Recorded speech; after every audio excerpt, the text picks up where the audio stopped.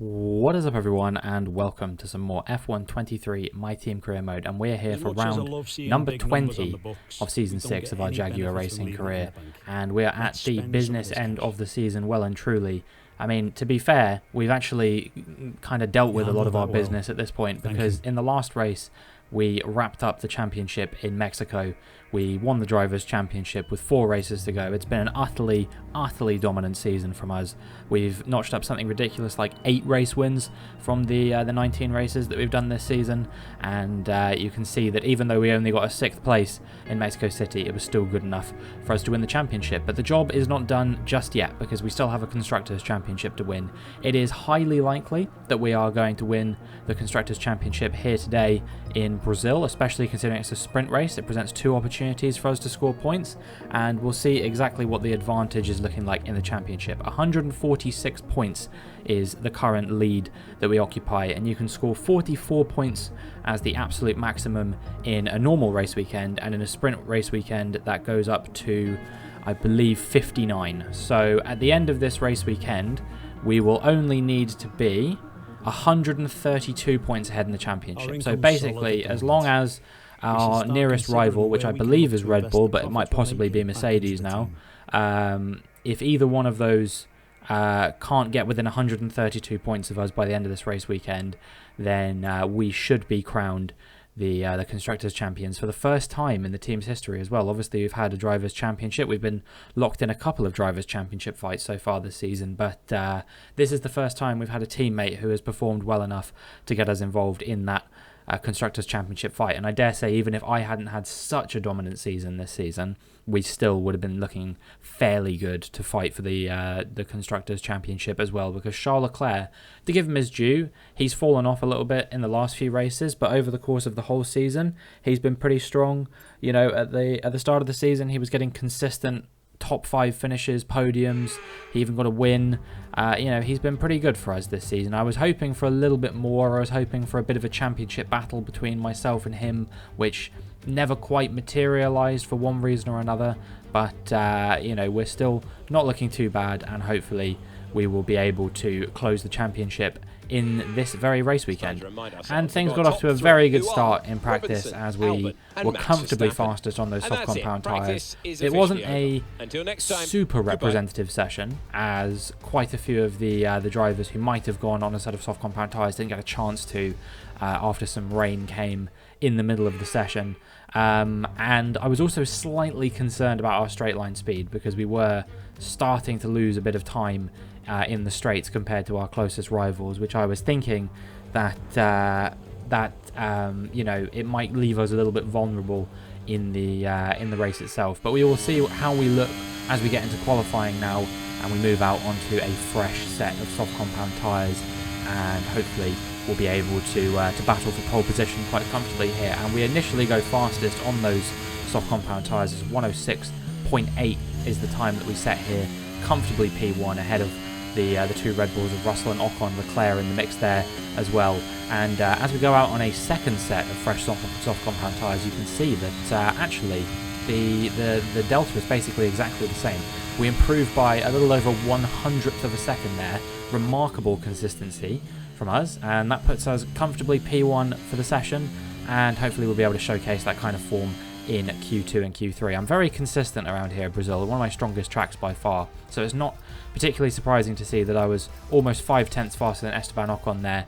Knocked out here in Q1, we had Tsunoda, we had Lawson, we had De Vries, Stroll, Perez and Magnussen.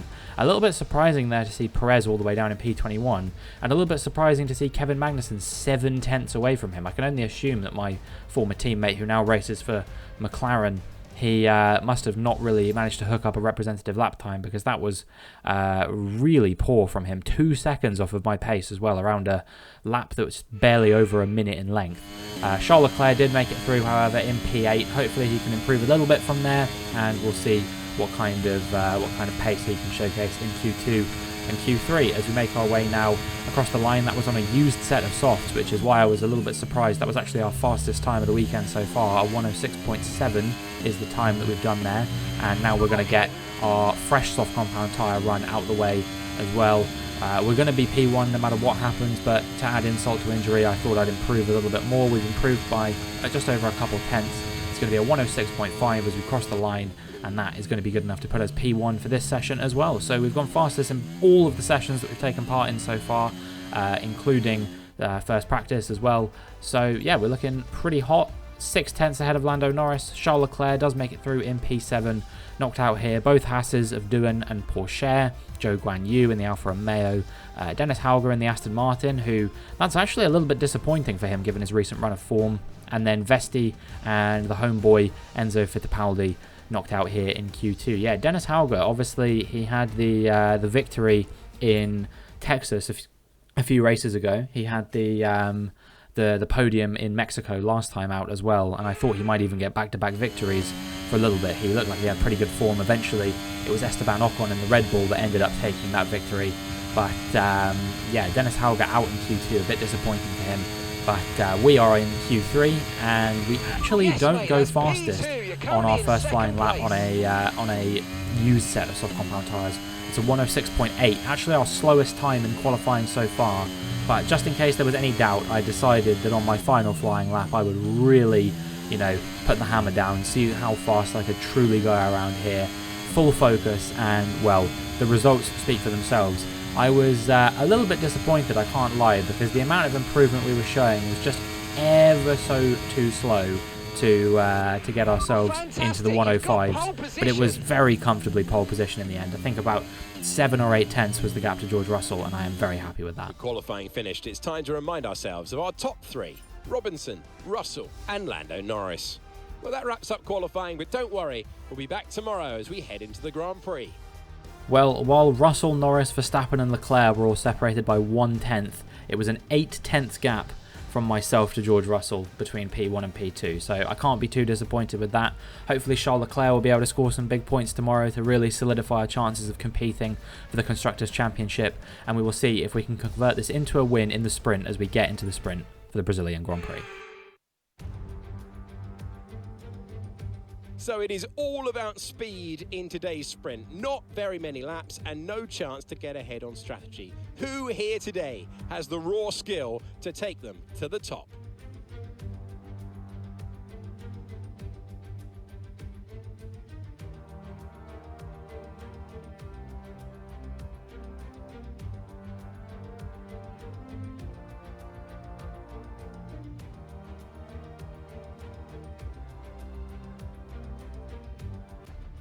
Let's run you through the driver grid order for today's exciting sprint. Robinson lines up on pole position, just ahead of George Russell, who starts this event from P2. As we continue through the rest of the grid today, we have Norris, Verstappen, Leclerc, Gasly, Oscar Piastri, Sargent, Ocon, Albon, Doohan, Teo Porcher, Zhou, Hauger, Vesti, Fittipaldi, Tsunoda, Liam Lawson, De Vries, Stroll, Perez, and Kevin Magnussen fills the last spot on the grid. Which of these drivers will get pole position today? We will soon find out. And Alex Jakes, nothing to say on the sprint intro. And yeah, well, for me, he asked the question, which of these drivers will get pole position today, meaning who will win the sprint. You would be a little bit unwise, perhaps, to bet against me here, given how much pace I was showing in practice and in qualifying. However, there is a realistic possibility that because I'm so fast in the straights, if I get overtaken quite quickly in the first couple of straights, I think I meant to say I'm fast in the corners, but I think I said I'm fast in the straights. Yeah, the possibility of me getting overtaken in the first couple of straights is quite high. If I get overtaken off the line or down that next straight, there is a possibility that I might not be able to overtake in the corners, and from there they could pull away in the straights and maybe win that way. And then I'd probably close them back down in the corners, I'd imagine. But that, you know, just because you can be faster than someone through the corners, that's obviously the difficult part of the track to overtake in. So really, this setup that I'm running at the moment is kind of banking on I'm going to be quite fast over the course of qualifying and whatnot to hold position rather than to battle for position. So it's important that we hold on to the lead. We'll see what we can do as the lights come on. And the lights go out. And we've had a pretty good getaway there compared to George Russell on the same compound of tyres, the softs for myself. And we've actually gone quite deep into turn 1. I broke a little bit too late, got a little bit distracted. And, well, in the end, that's actually worked out quite nicely for us as we've managed to pull away quite significantly from George Russell and Lando Norris. I don't know if they were holding each other up a little bit through that first corner. But you can see how much George Russell closed me down through that straight there. So if he'd have been a little bit closer to me, who knows what might have happened. He closed me down something ridiculous, like 3 or 4 tenths, even without that DRS. And I'd burned a little bit of battery to come through. And George Russell actually has managed to stay with me over the course of these first few laps. So as we make our way across the line onto lap 4, you can see George Russell looking for an overtake. He actually, I think, made a bit of contact there with us, which, I mean, that was nothing to do with me. He was looking for a move. I was holding my line. I didn't jink to the left or anything like that. And I guess he was just expecting me to be faster in a straight line and ultimately kind of screwed himself. And as we speed our way through lap 4, you can see I think George Russell picked up some damage from making that contact with me because he's lost 4 seconds to me over the course of this lap. So undoubtedly you'll expect him to pit at the end of this lap for him. And probably that will put him out of contention to race for any sort of points or anything like that today. And it's also given me a really hefty lead here in the sprint as well, which hopefully we should be able to convert into the victory. A very weird move there from George Russell. I don't know why he made contact with me when he was trying to overtake me in a straight. It's just really amateur hour from the British driver. And now as we look at the front right tyre of Zhou Guanyu here in the Alfa Romeo, he will be retiring from the race, and he becomes the first and only retirement here in the sprint. And, well, I mean, look, you saw I was 4 seconds ahead of Lando Norris. Was he really going to close me down from there with no DRS, with no ability to sort of blast past me on the straights or anything like that? He kind of consigned himself to his fate. I managed to pull away by an additional 3 seconds over the course of the next 8 laps, which was pretty nice, almost half a second per lap. And we're going to cross the line to take P1 in the sprint. A full course of 8 points there, and hopefully we'll be able to use this to convert it into a good result in the race as well. And yeah, hopefully bag maximum 26 points and put our hands on that Constructors' Championship trophy. Robinson increases their championship lead. With the sprint wrapped up, we now have our grid lineup for the big race tomorrow. Be sure to join us then for what will no doubt be a fantastic race.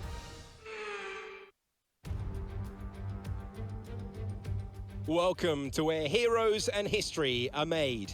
It's where the 2008 title was decided in the final corner, and just 1 year later, Jenson Button stormed through from 14th on the grid to claim his one and only Drivers' Championship. It's time then for the Sao Paulo Grand Prix.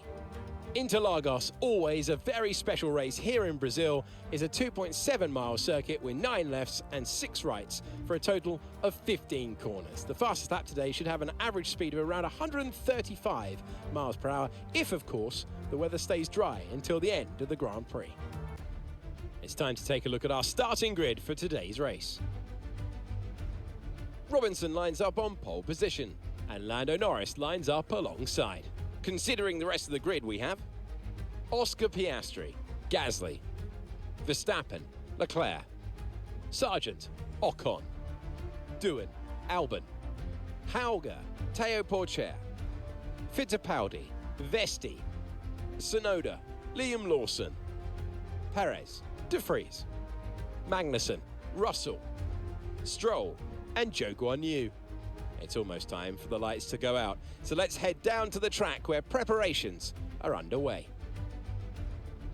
And we welcome Anthony Davidson to the commentary box once again. And how does the driver set themselves apart from the rest of the pack today? My focus is 100% on the front of the grid. Like you said, we're seeing a lot of strong competition across those positions, so it would be super interesting to see the fight for that front spot.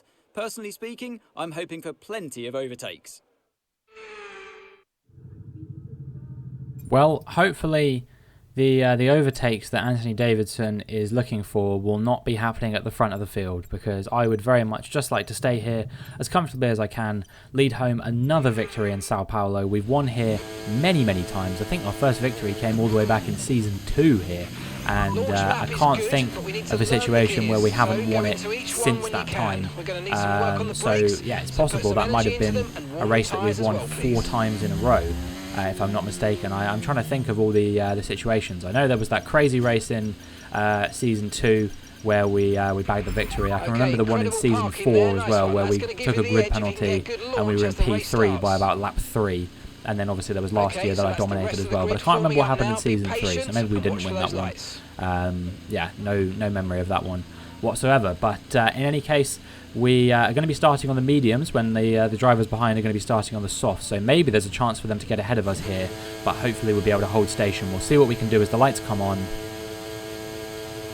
and the lights go out. And I think we've just about got away well enough to cover off any kind of attacking threat from Lando Norris. He was pretty close there though, less than 2 tenths, and maybe through this next straight he'll think about making a move on us. I don't think we're going to have everything quite as nicely as we had it in the sprint this time, and I wouldn't be surprised if we come under a little bit of pressure here from Lando Norris in the Mercedes. He's going to dive up the inside here, and he actually commits to the move. I was expecting him to back out there, and I think we made a bit of contact, and that's twice now that I've collided with the driver in P2 as we make our way into the technical section, which is our bread and butter. I actually wanted to check for a bit of floor damage here because that was a hefty whack from Lando Norris.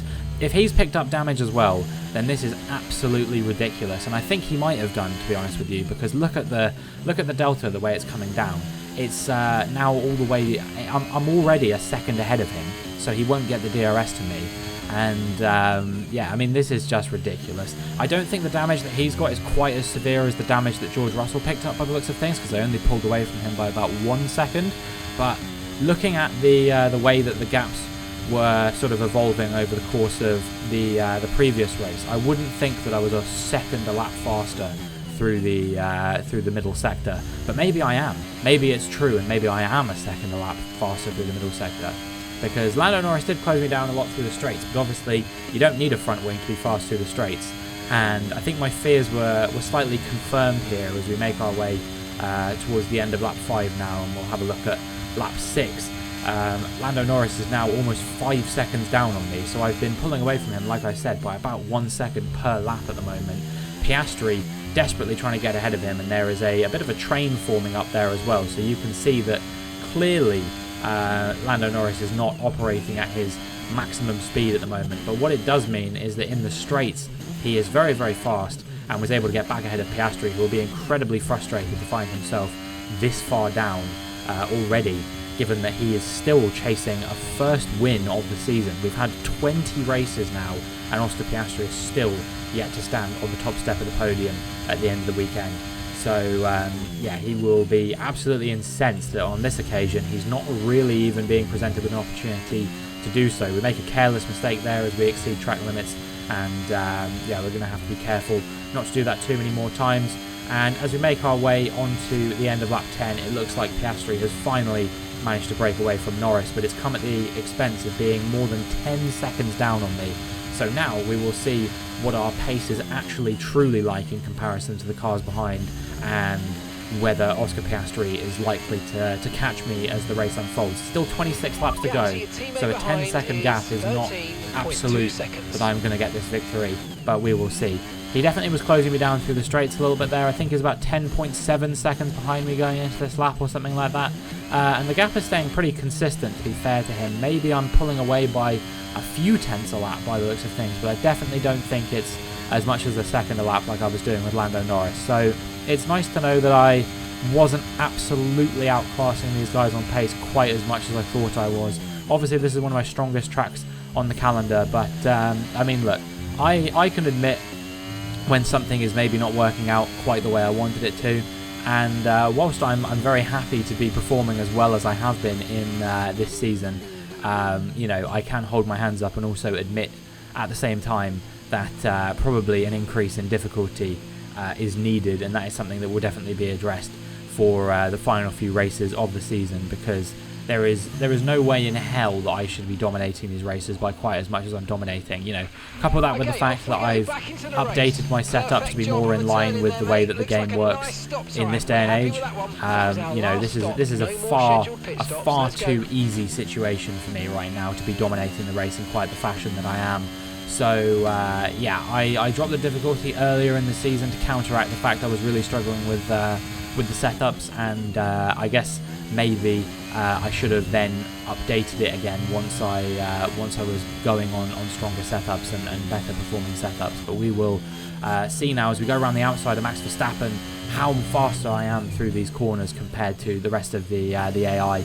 Yes, obviously he's on 16, 17 lap old medium compound tyres versus my fresh hard compound tyres, but still my pace through these corners is undeniable. I went around the outside of Verstappen there, diving up the inside of Gasly to get up into P2, and now just Logan Sargent sits between myself and the lead of this race once more. He's yet to pit. Of course, that was how fast I was, is that I was almost a full pit stop ahead of everyone who was yet to pit by the time I came in. This is Théo Pourchaire in the Haas, retiring from the race. He becomes the first retirement of the Grand Prix proper, and that didn't fortunately bring out any kind of virtual safety car, or a red flag, which would have been the only thing that would have stopped me from winning there. We make further contact at that corner with Logan Sargent. This time I don't think anyone got damage from that, but it did cause me to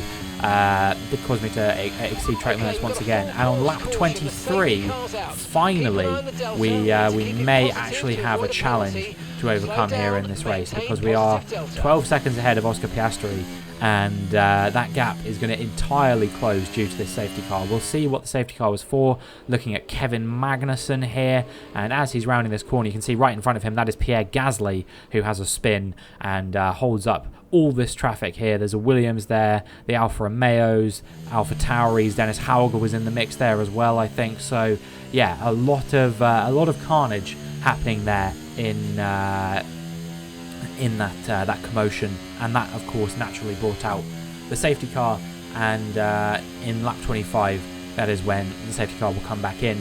I made sure that I didn't go until we were right before the line, because I knew that if Oscar Piastri had a big run on me, there was a very good chance that he'd get ahead of me. And to be fair to him, there's still a big chance that he might get a run on me as we make our way through the S's and into this next big long straight. This is where the AI have had their best opportunities to overtake me so far, and you can see Oscar Piastri is closing the gap. He's going to go for a move up the inside. We take a very wide berth through the corner this time to make sure there's absolutely no chance we're going to make contact with anyone. And you can see Oscar Piastri is still very close. Is he going to look for a move up the inside there? No, I think he knows how fast I am through this corner, and as a result decided to back out of it and just kind of bide his time.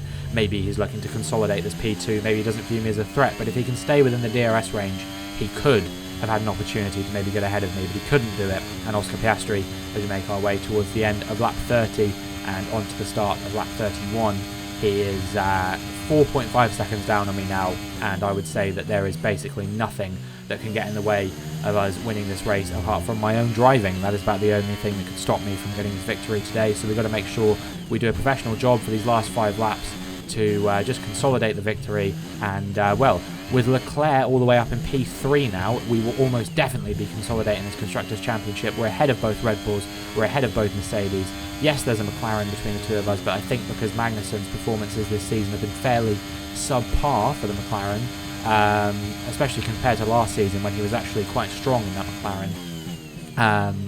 Yeah, it shows that we are almost certainly going to be winning this Constructors' Championship unless myself and Leclerc have a double DNF at this stage. I think that's about the only way that things could be ruined for us. But eventually we make our way onto the final couple of laps. We're just approaching the line for the final lap of the race, and I mean, yeah, I was just pulling away more and more. You can see I've extended the gap by 7 seconds in only 9 laps. That just goes to show the level of pace I was showing on these hards compared to the mediums. Yes, the mediums will start to be going off a little bit, but look, my pace here was absolutely out of this world compared to the AI. I was so much faster, and yeah, like I said, I'll be upping the difficulty probably by about 2 or 3 clicks, I would say, for the next race based on the pace that we showed here today, because we were absolutely dominant compared to these guys. And no doubt what's going to happen is I'm going to do that and I'm going to get absolutely battered in the next race, but maybe that's what I need. You know, we haven't failed to score points in a race that we've finished since Australia. But we are going to round the final corner and we are going to cross the line to win the Brazilian Grand Prix. We make it a maximum 34 points from this race weekend. Sprint race victory and the race victory as well. We're finally back on the top step of the podium after a few races away from it. Sergio Perez gets driver of the day. I'm not sure why, but we'll find out, I'm sure, and it is the victory for us. Not just victory today then, but the championship as well. What a spectacular season they've had, and congratulations to the whole team. Anthony Davidson, how do you think they were able to set themselves apart today? Well, they certainly stood out as a driver with tons of confidence on the track. I think their ability to keep their cool, even during some of the more hectic parts of the race, meant they were able to capitalise on the mistakes of other drivers, giving them the opportunity to make their way to the top spot with ease. A show-stopping performance from the three drivers approaching the podium right now. It's been an interesting Grand Prix, that's for sure. Well, another victory for us, another P2 for Oscar Piastri, who still lives in my pocket. He will not get out of there this season. He's got 3 more opportunities this season to get a victory. And, I mean, at this point, even I'm willing him on to do it. We've wrapped up both championships. Even I want to see Oscar Piastri get a victory at this stage of the season. Charles Leclerc makes a return to the podium as well in P3. Very happy for him. He's been instrumental in helping us secure this Constructors' Championship. And hopefully, in the last 3 races, we can just continue to do a professional job to pad our stats a little bit.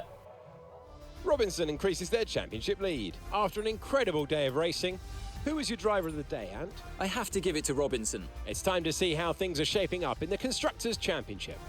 Well, that certainly was an exciting weekend of Formula One. Be sure to join us for more exciting Formula One action very soon.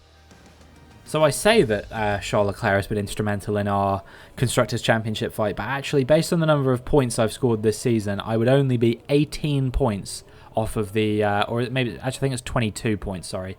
I'd be 22 points off of the lead of the Constructors' Championship if Charles Leclerc had not scored a single point this season. If he wasn't racing, if it was a one-man team, I would still actually be in the hunt for the Constructors' Championship, which, you know, I mean, we've had that before. Last season, I would say that I was a bit of a one-man army after those first few races. Doohan looked really good at the start of the season last season, but slowly he kind of deteriorated, started failing to score meaningful points on a regular basis, and that kind of led me to a position where I was very capable of almost winning that championship almost on my own. But we ended up not winning it, obviously, because we had a really poor race in Abu Dhabi. Jack Doohan had an issue when he was leading the race, which ultimately meant that he finished, you know, quite far down. I think barely in the points, and I think we only got about P6 in that race as well.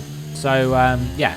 Looking to sort of consolidate our season now, hopefully with maybe another victory or 2 in the last couple of races, but we will be upping the difficulty to reflect the fact that we've just been completely dominant over the course of this season. Nobody's really even had a sniff at us in most of these races. Yes, obviously in the last couple before this we didn't win, but we were still right up there and competitive.